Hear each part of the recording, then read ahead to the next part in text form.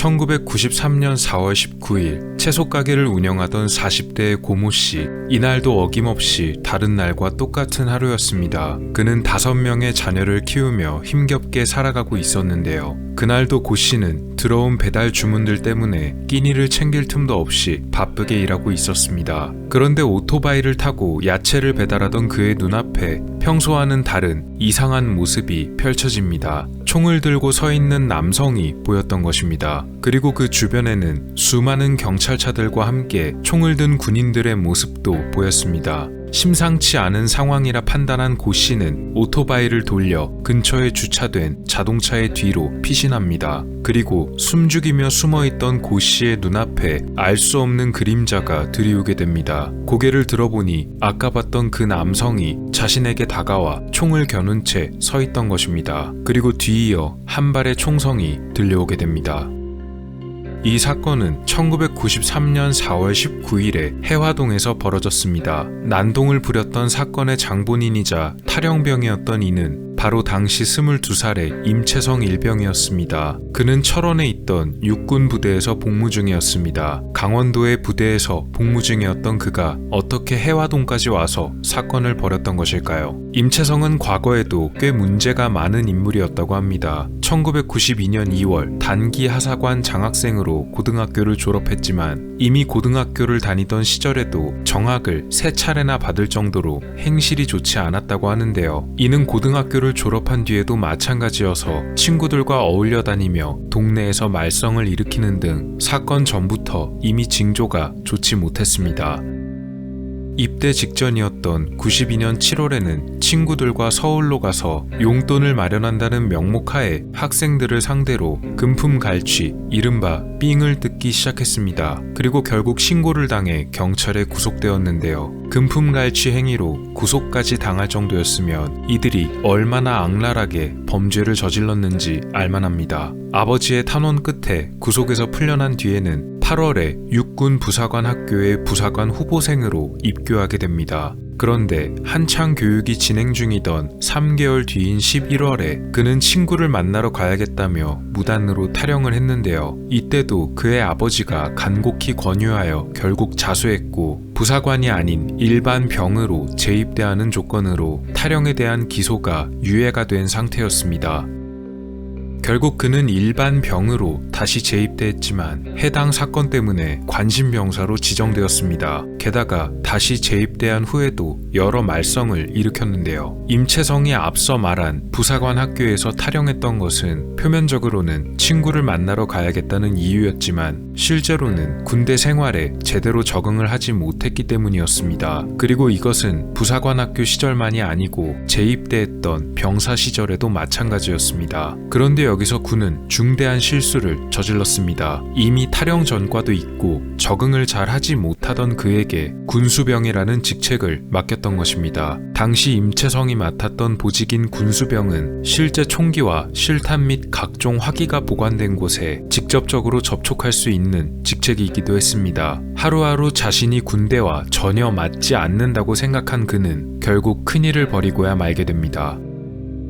임채성은 자신이 관리하던 창고의 자물쇠를 열고 그 안에서 총기와 실탄, 수류탄을 빼내 챙겼습니다. 당시 그는 K1 기관 단총과 실탄 약 130발을 챙기고 그것도 모자라 수류탄을 무려 22발이나 빼냈습니다. 총도 총이지만 수류탄의 개수가 많았기에 만약 임채성이 가지고 있던 수류탄을 전부 던지고 다녔다면 정말로 큰 참사가 벌어졌을 것입니다. 이렇게 무장 탈영을 강행한 뒤 그는 부대 근처에 있던 민가에 들어가 민간인을 인질로 삼았습니다. 그리고는 인질이 소유하고 있던 승합차를 인질에게 직접 몰게 해서 서울까지 도망쳤는데요. 이때 이미 그의 탈영을 눈치챈 군병력이 검문소를 운용했지만 그는 군복을 벗고 사복을 입은 채 위장한 상태였기에 들키지 않고 검문소를 빠져나갈 수 있었다고 합니다.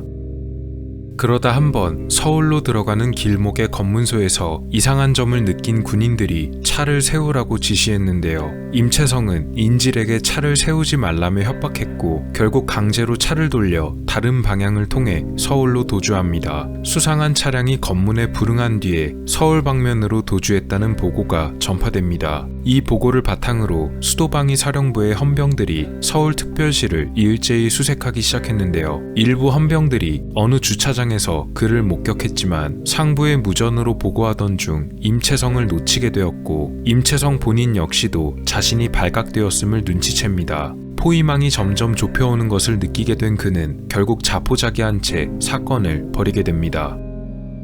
해화동 근방에서 시작된 그의 사격으로 인해 일대가 비상사태에 돌입하게 되었습니다. 처음에는 경찰들이 임채성을 포위했지만 당시 경찰의 무장만으로는 임채성이 가지고 있던 기관 단총을 제압하기 어려웠고 결국 수도방위 사령부의 특별 경호대가 출동합니다. 이 당시 임채성이 난동을 부렸던 곳은 주택가였습니다. 그가 난사한 사격에 의해 여러 사람이 부상을 입었는데요. 총 7명의 주민들이 중경상을 입었으며 영상에서 앞서 말했던 고모 씨가 임채성의 사격으로 인해 결국 숨지는 비극이 발생합니다. 지나가던 30대 여성과 어린아이가 그의 인질로 붙잡혔고 살려달라고 애원하던 여성에게 임채성은 사격을 가합니다. 여성은 어깨에 총상을 입었지만 다행히 목숨을 건졌고 함께 붙잡혔던 어린아이도 사건 후 무사히 구출되었습니다.